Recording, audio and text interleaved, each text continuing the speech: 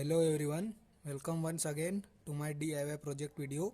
My name is Vinit Patidar and I am a first year undergraduate student at IIT Kharagpur in the Department of Agriculture and Food Engineering. My roll number is 21AG 344. Today I am going to show you my third DIY assignment, that is assembly and disassembly of a machine. Today I am going to open up a doorbell and try to explain how a doorbell works. सबसे पहले किसी भी machine को open करने के लिए हमें नट openers या फिर स्क्रू ड्राइवर्स वगैरह की ज़रूरत होती है। तो जैसे कि हमारी डोर बेल्स में यहाँ पर देख सकते हो तुम पास में, यहाँ पर और एक ऊपर में एक स्क्रू था जिसे ओपन करना था हमें। तो उसे मैंने स्क्रू ड्राइवर की हेल्प से पहले ही मतलब ओपन कर दिया है, क्योंकि जो डोर बेल है वो बहुत ही पुराना है। तो हो सकता था कि इसमें कुछ प्रॉब्लम हो, इसलिए मैंने इसे पहले ही ओपन कर दिया। और यहाँ पर देख सकते हो कि यहाँ पर इसमें एक जो है सॉकेट दिया गया है जिसमें हम पेंसिल सेल्स बिठा सकते हैं।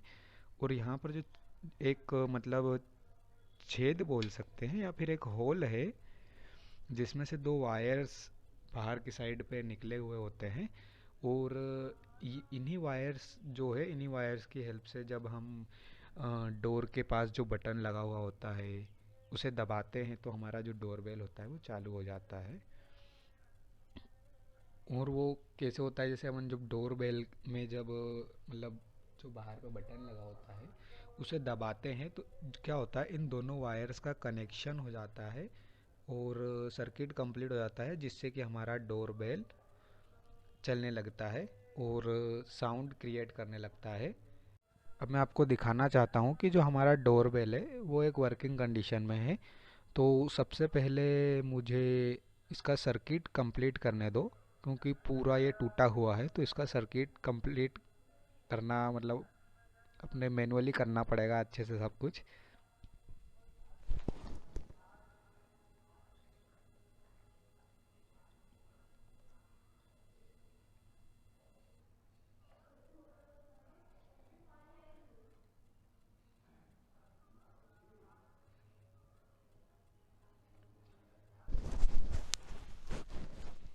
जैसे मैंने अभी ये वायर जोड़ दिया है तो इसका मतलब ये है कि इसका सर्किट कंप्लीट हो चुका है, या फिर हम कह सकते हैं कि जो बाहर कोई आया है और उसने डोर बेल का जो बटन है वो दबा दिया है, तो हम ये कह सकते हैं।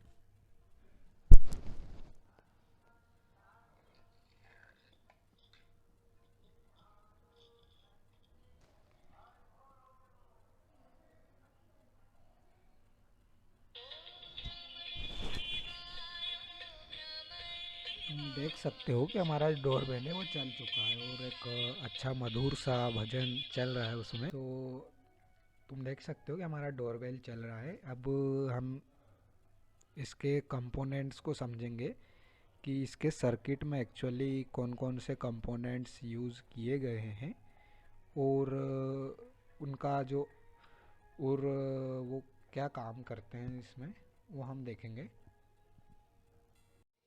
जैसे कि हम सभी जानते हैं कि डोर बेल में साउंड क्रिएट करने के लिए कुछ ना कुछ होना चाहिए। तो हमारी जो डोर बेल है उसमें एक स्पीकर है जो कि साउंड क्रिएट करता है या फिर जिसमें भजन बजता है। और इस भजन को बजाने के लिए यहाँ पर इसके पीछे जो हमारा सर्किट है, इसके पीछे यहाँ पर एक जो ये ब्लैक कलर की जो ये सर्कल टाइप का दिख रहा है, इसके अंदर में एक इंटीग्रेटेड सर्किट होता है जो कि जो है भजन को इसमें हमारी जो स्पीकर है उसके अंदर बजाता है।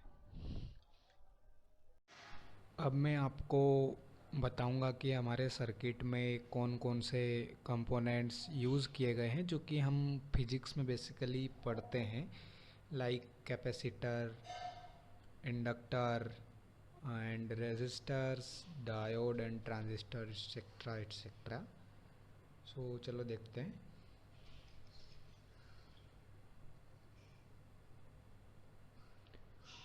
तो ये जो ऑरेंज येलो टाइप का दिख रहा है ये एक कैपेसिटर है जिसकी कैपेसिटी जो है 100 पिकोफराड के बराबर है।